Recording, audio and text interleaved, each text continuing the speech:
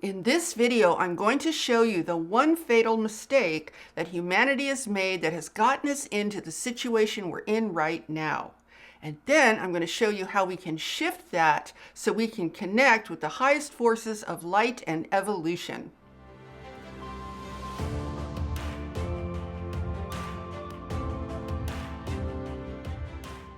Hi, I'm Saratoga Ocean, and I work together with an interdimensional, interuniversal, and extraterrestrial force known as Telstar, along with Archangel Michael. Now, obviously, we are all mostly focused on this really bizarre situation that we find ourselves in today. But this did not happen overnight. There is a deep error that we humans persist in making. And we have been holding on to this error for centuries. And in spite of the fact that we have not experienced the highly evolved state of being that we really need on this planet, we stubbornly continue to make the same mistake to this very day. I am talking about a deep evolutionary error in judgment that has led to an ongoing state of suffering, death, and destruction for eons on this planet. So today's circumstances are only the latest rendition of a problem that we've had on this planet for a very long time. And our difficulty in evolving out of this is only going to continue unless we finally wake up at a level that you might not have even imagined. Because unless we wake up and do something about it in our consciousness, the pain, death, and destruction that takes place on this planet is just never going to end. Those negative manifestations will continue to take form over and over again, either on this planet or somewhere else in this universe. Now, I've talked a lot about the fact that something went very wrong in this universe as the result of a strange experiment that went very bad. But the ironic thing is that we didn't even have to know about this experiment in order to avoid this fatal mistake in judgment. Now, this mistake has been fueled by everyone throughout our many years of Earth's history in regards to humanity. In fact, I can't even point to a single institution that is responsible for this. This is ultimately directly related to our human condition of consciousness. So I'm going to share with you what that mistake is right now. The mistake is this, and it sounds very simple, but it's very, very profound. We have wrongly defined what it means to be human. We have defined it wrongly and then become stubbornly very attached to our erroneous definition. We have completely identified ourselves with it. Now, it's not like the truth has been kept secret from us, because it hasn't. Our hearts have been telling us all along exactly what the truth is. The truth sits in front of us every single day in bold, blazing letters every single minute. And yet the weird thing is we very mysteriously persist in turning our backs on that truth. And as a result, we have allowed a situation to develop where nefarious entities, controllers, and AI now seek to destroy our humanity altogether.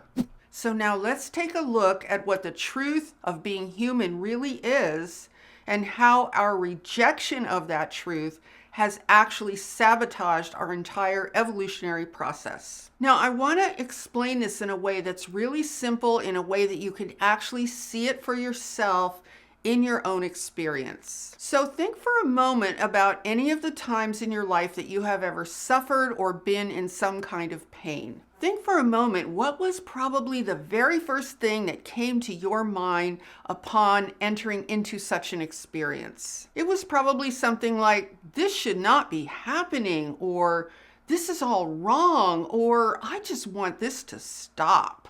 Probably everything in you that was natural most likely immediately rejected that pain and wanted it gone. Now, think about this. Would you have felt that way if that pain was truly natural? Probably not. See, whenever we experience pain or suffering of any kind, the truth immediately reveals itself in our consciousness. It immediately reveals itself. Something is wrong. This should not be happening. However, what happens next? Well, what happens next is the ego steps in, the all-controlling ego. And what do you think the ego says about that pain or that suffering? It might say things like, well, this must be happening for a reason. Or it might say something like, you really screwed up this time. This is all your fault. Or it might say, so-and-so just hates me. That's why they did this to me. And then we have a catch-all, very popular answer that goes something along the lines of, well, I guess God made this happen to me for a reason. Oh, but the excuses are not over yet, because in addition to the ego, we also have the institutions piling on. Religions always have a heyday with pain and suffering. It's God is punishing you, or God is punishing that person, or this is just your karma. Or here's a really interesting one that often comes up. Well, it's okay because God never gives you anything more than you can handle. That's always referring to pain and suffering, of course. Is that actually supposed to make it okay? I mean, if that were true, that would be like saying, well, God's intention is to maximize our ability to tolerate pain and suffering.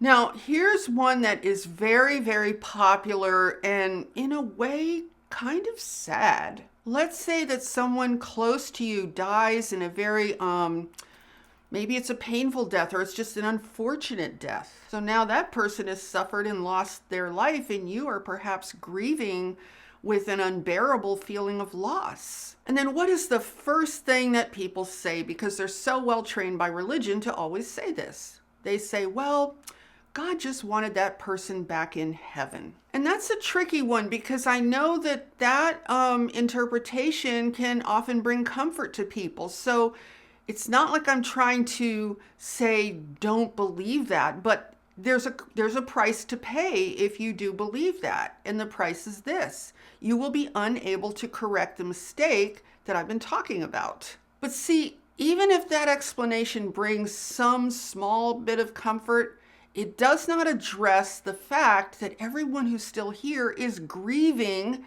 and enduring that unbearable sadness and loss. It in no way addresses that. See, that's a problem too. And it's kind of like we believe that, well, if God was just wanting that person back in heaven, then I guess our suffering and our grieving is just something we have to tolerate, we have to deal with, right? And I know that's a very sensitive thing to even talk about at all, because it's a very real experience for a lot of people. But then deep inside, it's like, we know this isn't right. Something about this isn't right. And it's not about that individual person. This is a much bigger problem. This is an evolutionary problem. So now let's dig further under this mountain of excuses for pain and suffering. We also have the psychology and the personal growth experts. And they will tell you, well, pain and suffering is how we learn. Pain and suffering is how we grow. And of course, spiritual experts will tell us that pain and suffering are very important. They're very important spiritually because we can't evolve without it, so they say. So when you put all of that together, it's like saying, well, pain and suffering are just awesome teachers and motivators. And this all fits in very nicely with the matrix that we all live in. But here's the thing. It has done nothing to solve the larger problem, the larger evolutionary problem of planet Earth that just does not seem to move forward and move away from all of these destructive experiences. So then by the time all of this junk is piled on top of your original experience of pain or suffering, your heart's immediate and true response is completely suffocated and buried. Now, let me give you a really funny analogy. Did you ever watch those old Star Trek shows where they would have this sound on their ship like a red alert that meant that something was really wrong and needed to be dealt with immediately? I mean, the moment they heard that red alert, everybody was right on it. I mean, there was no hesitation at all that something was wrong and we need to deal with this, right? Now, Picture this. Imagine if Captain Kirk had done this instead. What if he had said the following? Well, it's very unfortunate, but that's just part of being on a starship. What if he gathered everyone together and just started making excuses for the problem, and explained why they just needed to put up with it and just find a way to cope with it? Or what if he had said, well, it's okay because it's just happening to teach us something. It's probably just God's will, and we're just going to have to deal with that. Maybe he would complete this little gathering with saying something like, well, maybe if we just meditate or ask for forgiveness, maybe that will help.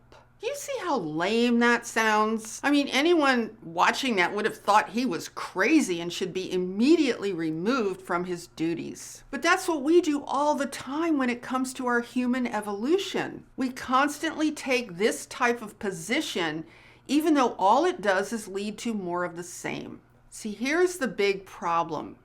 We as a collective humanity have never really demonstrated the slightest intention to actually evolve entirely out of pain and suffering. That doesn't mean that we like it. It just means that our intention is really being blocked by the mistake that we continue to make. See, our usual response to pain and suffering is to make excuses for it, explain it away, and in some cases even embrace it because we tell ourselves, boy, did we do a good job of navigating out of that one or navigating around it. We met the challenge of that pain, and now we are so much better off. And inside the matrix, that could be true. So all of this validation of the existence of pain and suffering is almost 100% what we favor over the truth that is really being broadcast from our hearts. The truth that comes from our hearts over and over and over again when we have these negative experiences is something is wrong. This should not be happening. Pain and suffering should have never ever come into existence in the first place. So what does all of this mean when we put it together? What does it mean in terms of the big fatal mistake? The fatal mistake is to define being human as having all of these different experiences, positive and negative, which really boils down to duality, which really boils down to us saying that duality within ourselves is the exact definition of being human. When the truth is, it's not the definition of being human. It's actually a sign that something's gone very wrong, because we're not supposed to have these two opposing experiences within us. We're supposed to be whole. I mean, look at it this way. You can understand that at our core, we are beings of light and pure love. We are an expression of omnipresent love.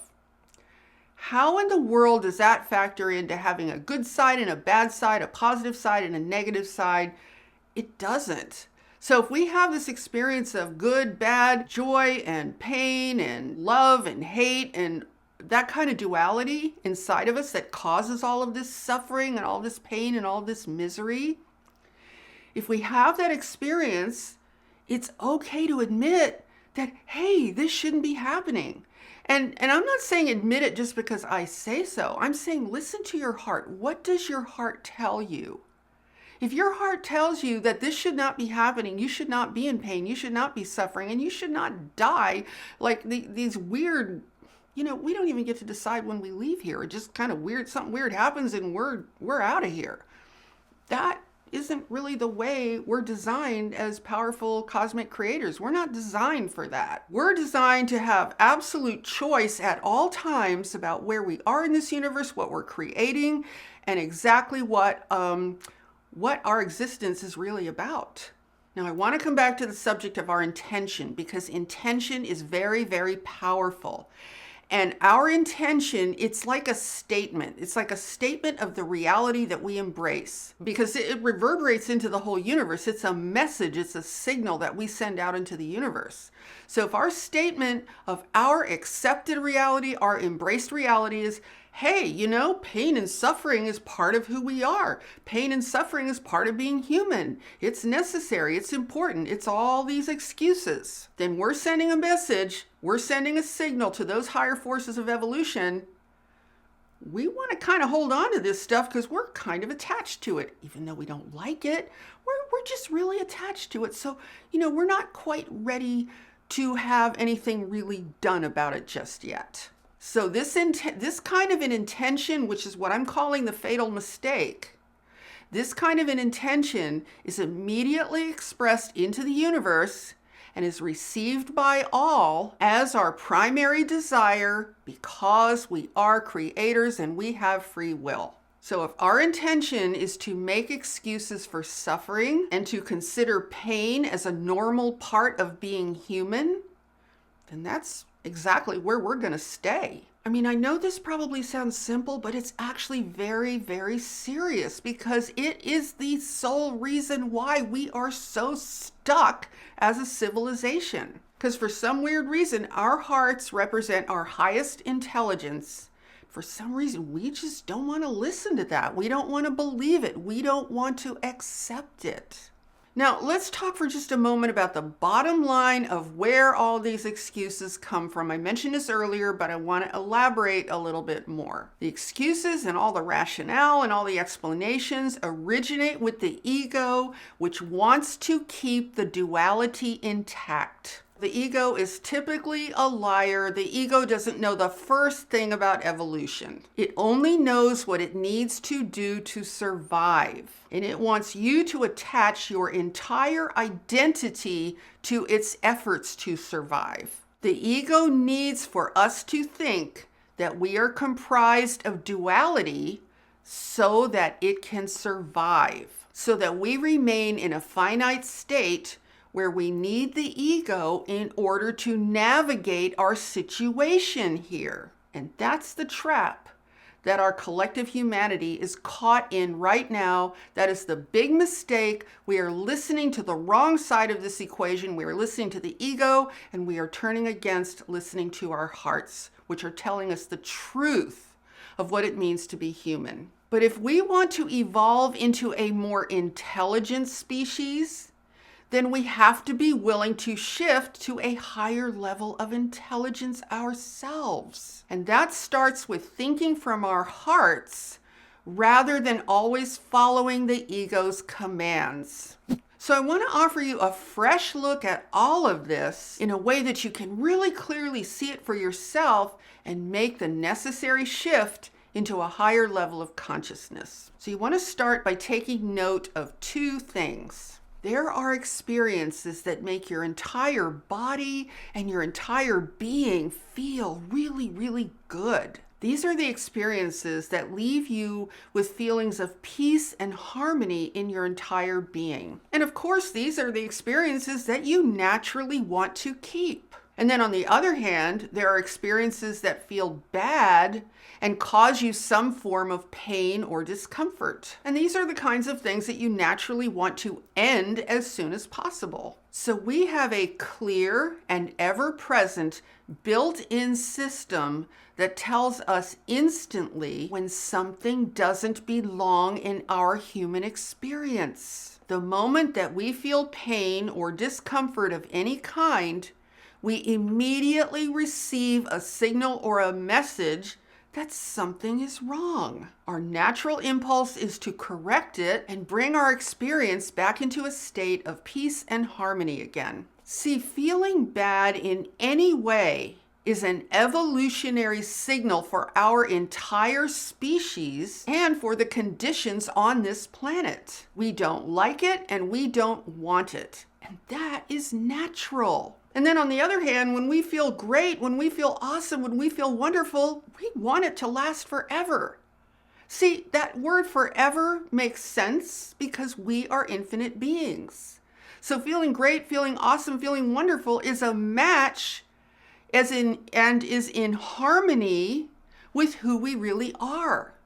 The negative stuff is not a match to who we are, and it's not in harmony with who we really are. You see how simple that is? Now, I want you to think about this in an evolutionary context, a much bigger context, not just in the context of your individual experience, because that perspective is just so inundated with all of the excuses I've been talking about. So let's just take a look at this in the big picture way. Our heart, not our brains, but our heart sends us a clear and ever-present signal that pain is a sign of alarm and that something is very wrong. Our heart will clearly tell us that such things should not be happening at all. That is a signal that is coming from our higher cosmic level of intelligence. That is the signal that we should be acting on in terms of the intention that we put out into the universe. Because that signal from our higher intelligence matches the alignment of higher forces of evolution. So I encourage you to examine your position on duality. Do you find value in feeling these two opposing sides in your experience? Or would you rather feel whole? Because each one of us needs to decide where we stand on this issue. If we truly want to evolve out of all of this trouble, then we need to examine what we are holding on to in regards to our fundamental definition of what it means to be human. And I'll leave you with this thought. Listening to the ego has gotten us to exactly where we are today. Maybe it's time that we start listening to our hearts and taking the message from our hearts very, very seriously, because the heart does not mince words. It is clear, it is direct, it is precise, and yes, it's very, very simple. And the ego doesn't like simplicity. The ego likes complexity and confusion and, figuring everything out and mathematics and analytics and all of that. But see, the heart is whole. The heart is clear. So I hope this has given you a lot of food for thought. I hope that you have found value in this video. And if so, please give it a thumbs up and share it out with anyone else who you feel would benefit from these ideas. And be sure to subscribe and hit that notification bell, because I am here every Sunday, Tuesday, and Friday with all new videos. And with that, I'm sending you so much love, light, and high vibrational energy, and I so look forward to seeing you in the next video. Namaste.